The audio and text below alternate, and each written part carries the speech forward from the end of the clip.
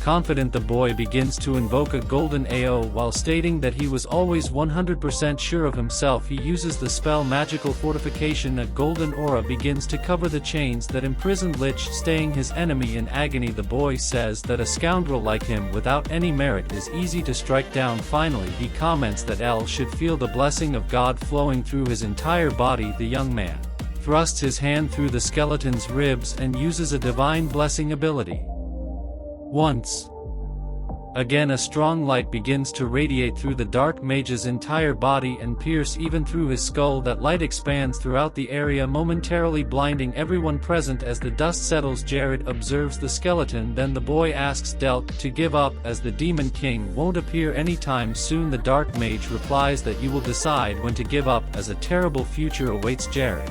Finally, even with only a portion of the skull remaining, he threatens the boy, stating that he should consider what he will have to face from that day forward. Our protagonist seems unfazed by the demon's words and continues to mock him, treating him like trash. Del realizes that the young blonde had a deep desire in his soul and questions what the boy wanted. With a serious expression, the Lord of Kriba declares that he desired the most powerful symbol of the monarchy, which belonged to Delk. The skeleton starts laughing, saying that Jared must be drunk, as he was trying to accomplish something that neither the Lord of the Gods nor the devil himself could achieve. As he was about to leave, Delk remarked that it had been very entertaining, and that he would be watching the boy from hell through his priceless eyes. Seeing the scene, Isabella thought that part of Jared was quite frightening. Even though there were many people stronger than the boy, he didn't care, as if he knew that one day he would surpass them all. After Ly disappeared, Jared collected a bracelet that had been attached to the skeleton's body, and the boy remarked that it was incredible as growth type artifacts were by far the best. Hugging the object, he commented that there was no better artifact than that one, and was very happy to have obtained it. Isabella noticed a strange book on the ground and quickly informed the Lord. She assumed it must be something Lich left behind. Our protagonist thought that in the game Paradise, Lich had never dropped a book. On the book's cover it was written that the artifact contained information about Lich's resurrection spell. After reading the artifact, Isabella began to summarize, explaining that whoever is resurrected would have a contract with the master who revived them. Reading more details about the contract, Isabella stated that if she accepted it, she would practically become Jared's slave. Then she became irritated, declaring that this wasn't the type of relationship she was looking for, and asked why the blonde wanted her to be revived. The Lord explained that firstly, he wanted to be pleasantly bound by the girl, secondly, she would use the curse magic on him, and the young man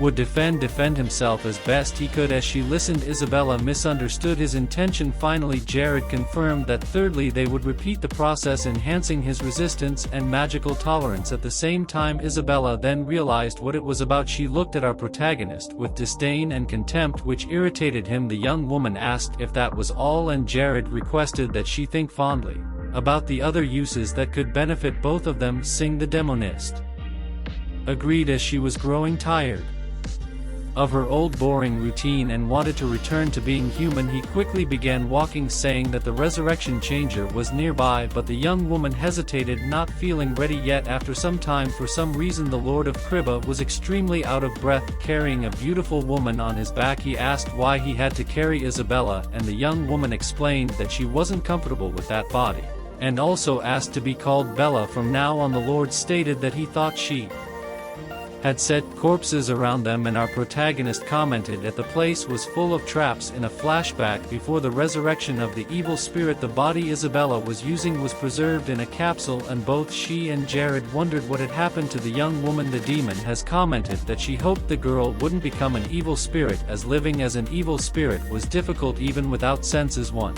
felt lonely back in the present moment. Isabella thought that perhaps the woman who owned that body would be happier living a fulfilling life through it. That's why from that day on she planned to eat lots of delicious food while trying out new dresses and makeup. The girl asked if Jared would find that fun, and he agreed. Finally, the young woman nestled against our protagonist's back while he said he was glad to have a trusted companion. Feeling Jared's touch, she fell asleep in that position. Elsewhere, the Lord of Rello was extremely angry, as he had received news that more hunters have been lost in His assistant explained that due to the cure for Rel's disease, which could only be found in Kia's territory, hunters had been heading there. The noble, upon hearing this, became even more enraged, as that was precisely the reason they had spent a fortune hiring people to steal a cure. Even so, the assistant tried to explain that unfortunately Kia had strong controls over the recipe for that potion.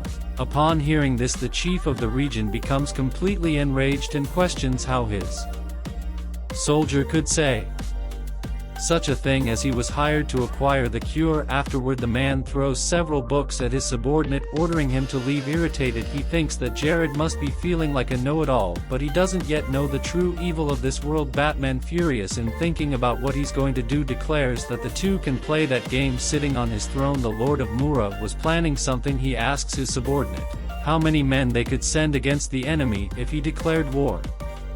Immediately, the Punit assassin explains that currently they have 1,239 qualified men at their lord's disposal. Hearing this, the lord thinks that it is still too few, and that they need more men in. As Jared, as a fourth-class mage, Horos also mentions that he would have sent Gragas to take care of Jared long ago if he had known this would happen, revealing that he had the silent Gravis with an assassin. A subordinate informs him that the great guide of Mura has arrived, and the lord is pleased that his favorite mage is finally there. Akron was a powerful man who wielded a high-quality staff. The mage informs him that he brought the mages Koros had requested. Horos then approaches the hired mages and asks them a few questions. Afterward, Aeon says that if they attacked Kia immediately, the territory would be wiped off the face of the earth. Hearing this, the Lord of Murit is delighted, declaring that it's perfect. Meanwhile, Jared was on a mission heading to the lands at the northernmost end of the region with his subordinates. Along the way, Avila comments to her that she didn't even know that was a territory, as it was right between MCA and Tanella. Jared then mentions that they were not there on official business, but to make a deal with the tribe living there. The Lord on his course finally comments that everyone will soon discover which tribe resides in that region. At the top of the mountain, some creatures observe the arrival of the visitors. Our protagonist assistant, upon looking up, notices something and sees that a tribe of red goblins is about to attack the carriages. Oren comments that he thought they were the only ones in that land, but now they were completely surrounded, and the tribe of goblins could be seen encircling all of Jared's soldiers. The general of the soldiers declares that they should begin their task of protecting the Lord, and so they do. However, Lacus orders all the soldiers to form a defensive perimeter and not attack the monsters, leaving the soldiers confused. Ayla doesn't understand why they should create a defensive perimeter against monsters, but she quickly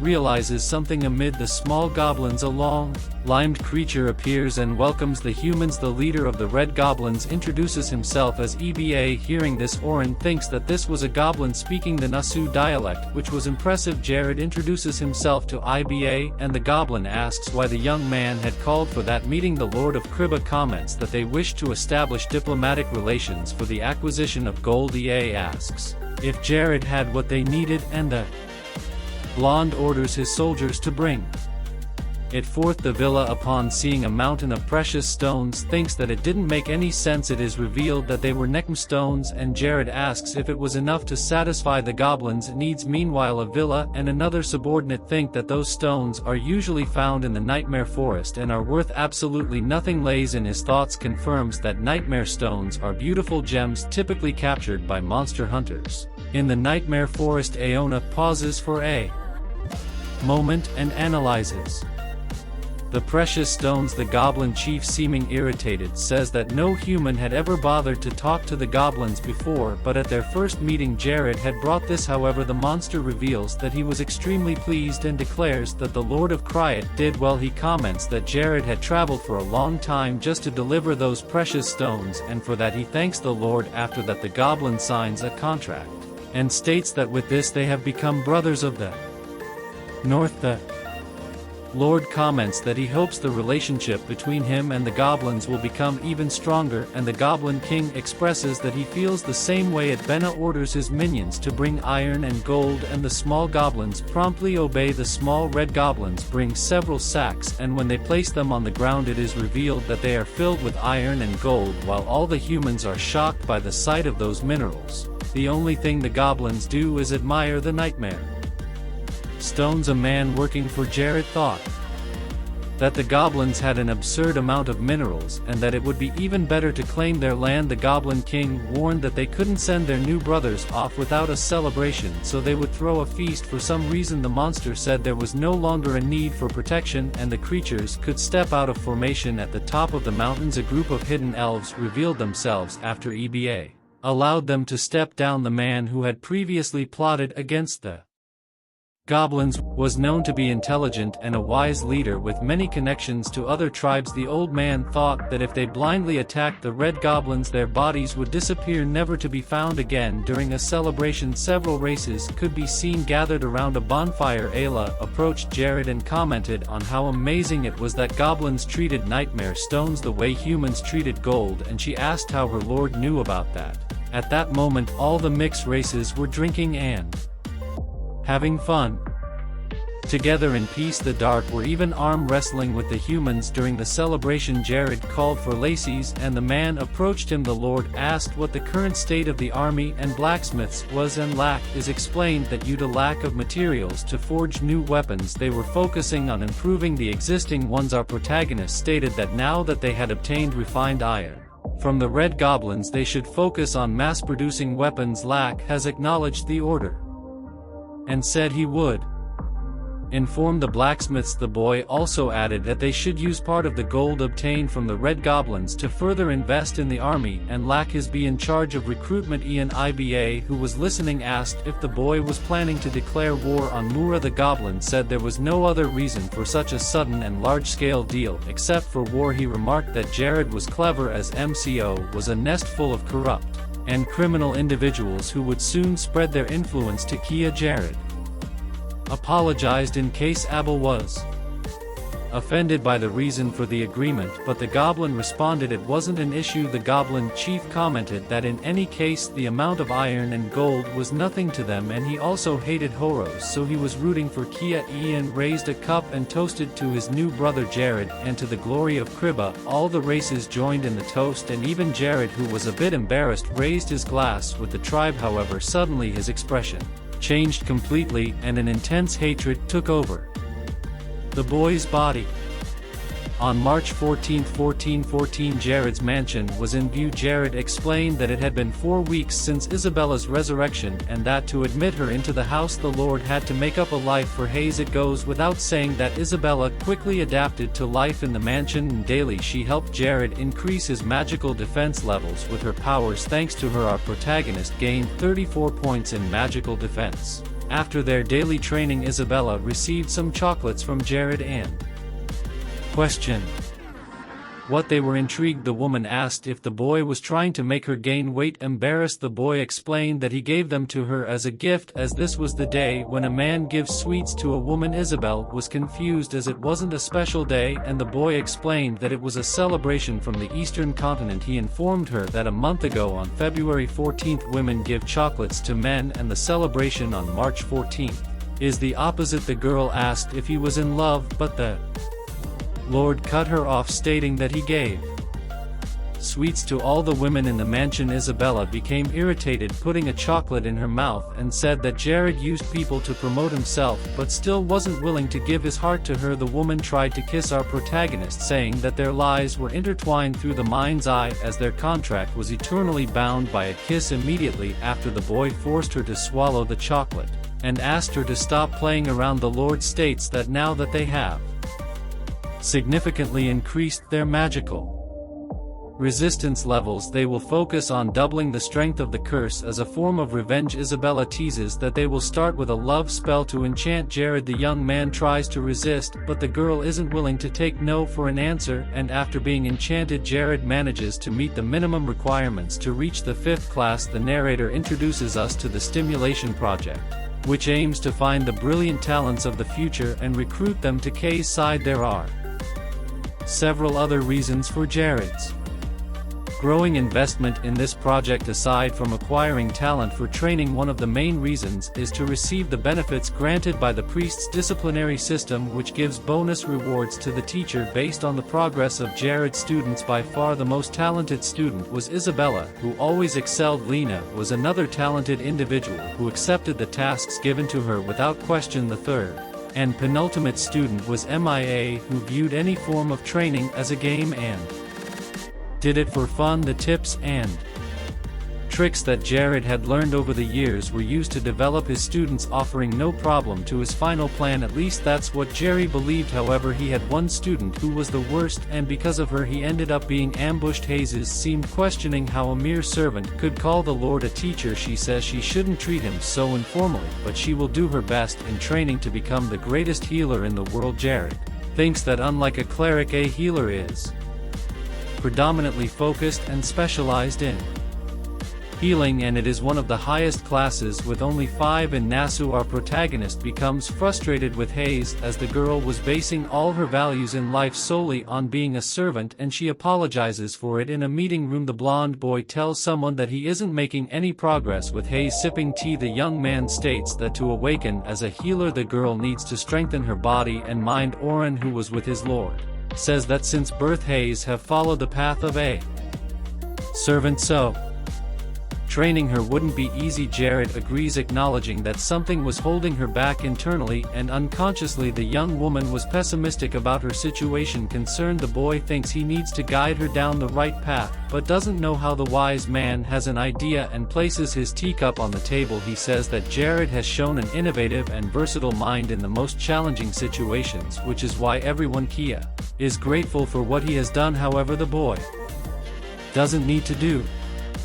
everything alone, and Hay had sacrificed everything for him until now. The young woman would have all on her own, and that's why Jared should trust her. Finally, Oren concludes that Jared is human and needs a bit of rest. However, being stubborn, the blonde boy misunderstands and thinks it's some sort of tactic he devises and doctor quickly. However, looking at her lord's condition, she realizes the doctors wouldn't arrive in time. Hayes declares that she's a healer and must take action with her own hands. The girl kneels and asks her lord to be patient and hold on a little longer. Crying, she attempts to use her healing power on Jared to save him. Hayes couldn't take it anymore and begins to beg for it to work. Memories flood her mind, and she declares that she couldn't let Jared die like this, as she had promised to always be by her lord's side. Then a strong energy emerges from her hands and healing power begins to flow throughout our protagonist's body. 30 minutes later, upon discovering that it was all part of a plan, the girl tells her lord, the soldier, and the assassin that the three of them were terrible. Crying, the young woman declares that even though it was meant to help her, it was a very cruel plan. The lord tries to explain, saying it was just a small cut,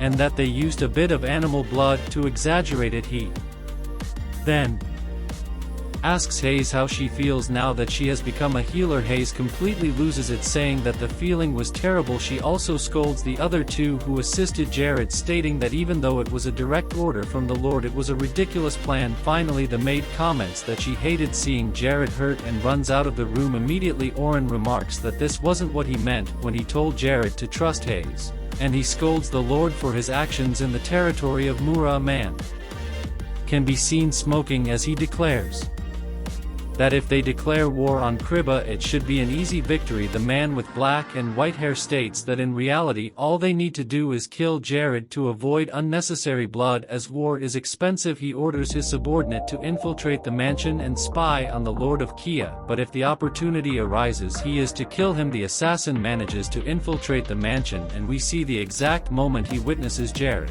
running after he had come up with his devious plan. However, not knowing it was a setup. The spy is incredulous when he sees a green-haired boy attacking Jared. Outraged, the spy can't believe what he is seeing. He doesn't understand why other groups besides MCA are after Jared and decides to retreat, choosing not to attack Jared that day. On another day, a heavy snowstorm can be seen falling over the nightmare forest nearby. Alakaz braves the storm as he ventures into the forest searching for something. He sees a light, and the person in front of him asks who he is. An old man carrying a Lantern recognizes Lacey's and calls him by name later in the old man's cabin. The elder serves Teed Kia's chief of security. He comments that the boy has grown since the last time he saw him and asks him to sit down and drink as he licks a fire. The elder asks why the boy is there deep in the nightmare forest. Lack has explains that there have been new developments in Kriba recently and he wanted to share them with the old man. He then places a potion on the table and explains that it's the cure for Rel's disease, commenting that the old man might need it out here in the forest. The elder is impressed, recognizing it as the famous cure everyone has been talking about, but he says nothing more about it. The old man expresses his doubts, remarking that such a cure was created by a leader as conniving as Jared. Lackas explains that Lord Jared has changed and learned from his past, and he was the one who allowed the boy to come to the cabin. The elder laughs, saying that the Lord was willing to throw away men just to save a few others. However, knowing that his lord had truly changed, the chief of security insists that veterans like the old man are needed in times like these. He adds that he guarantees the old man would change his mind if he could see how much Kriba has evolved. The narrator then tells us that never in the history of the Nasu continent had there been a war so destructive. Lives were returned to dust and the heads of countless nobles rolled. Morality and ethics, they become meaningless when one is simply trying to survive in such times, and there was reason to fear. After all, Death rode on horseback from one end of the Nasu continent to the other. In a tavern, our protagonist is drinking beer, commenting that the drink is truly refreshing. The young man also eats some seafood, praising it since the place is near the ocean. Isabella, disguised along with her lord, comments that the young man is relying on seafood because the cold makes it impossible to grow anything in Kbaya. Reluctantly, Jared agrees with her, admitting that she was right, as his only hope is that the fertilizers he made will have some effect on the crops. This time Hayes tries to cheer her lord up, saying she's sure the fertilizers will work well since it was Jared who created them. Behind them, a group of adventurers begins talking about how the roads have been clean and safe lately. They start praising the Lord of Kia as everyone sees a wonderful future ahead under his leadership. The man not only has the cure for Ranella, but also many potions, and it even seems like a good idea to buy land.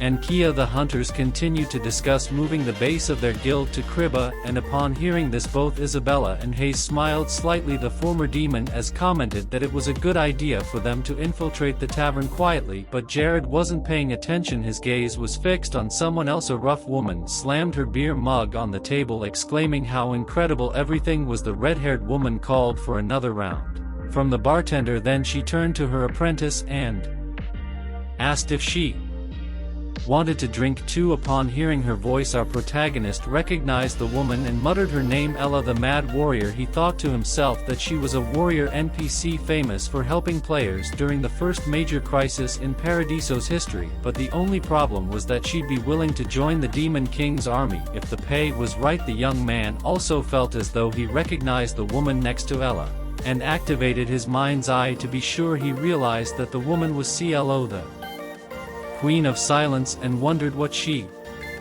was doing there. Jared explained that 5 years before the Great Stallion War, an NPC CL emerged as the Queen of the Great Elves at the age of 38. She had been raised in secret. The boy also thought that Ella shouldn't be in the north and Chloe shouldn't be wandering around freely either. Finally, he realized that he had just encountered some of the most important figures in Paradiso's history, all in one place. Show him respect. Everyone around them was shocked to hear that Jared was present. Ella stood up, remarking that Hayes seemed like a mere servant and should be scared. The Mad Warrior also commented that being a viscount was no big deal, as there were plenty of nobles in the world. Our protagonist hubbed Hay to calm her, interrupted Ella's rage, asking if he could have a bit of her time, guaranteeing she would be compensated. The woman apologized, explaining she had thought Jared was hitting on her, sting that the bar was already buzzing. Jared suggested they go somewhere quieter to talk. After a brief negotiation, Ella repeated everything Jared had said, questioning if they would really receive 5,000 gold coins a year and a mansion included, all to train a child. Our protagonist agreed, stating that this was just the first payment, and of course they would need to draft and sign a contract to guarantee everything. Kay, who had been sitting beside her mentor, commented that she would follow whatever Ella decided, as the human world was all the same to her. Ella asked why Jared trusted her given that CL had only recently become her apprentice and this was her first time in the north. The Lord admitted that he didn't trust them yet, which is why money was the only way to convince them to stay. Jared thought that the two would help him as long as he incentivized them with money, and therefore there was no chance of them refusing. Additionally, he mentally noted that Ella had never been able to find a place to call home due to her personality. The mad mate was overjoyed with a proposal, saying she liked it and promptly accepted. She then loudly asked her the child that needed training was. Later that night, Jared reflected on how he had already resolved the matter of finding a teacher for Lena. He remarked that in the past he would be exhausted by now, but thanks to the Gore's necklace he didn't feel tired. As he wrote in his journal, the young man reflected that all his experiences and knowledge from Paradiso were slowly fading with time. Even earlier that day he had completely forgotten what CL looked like.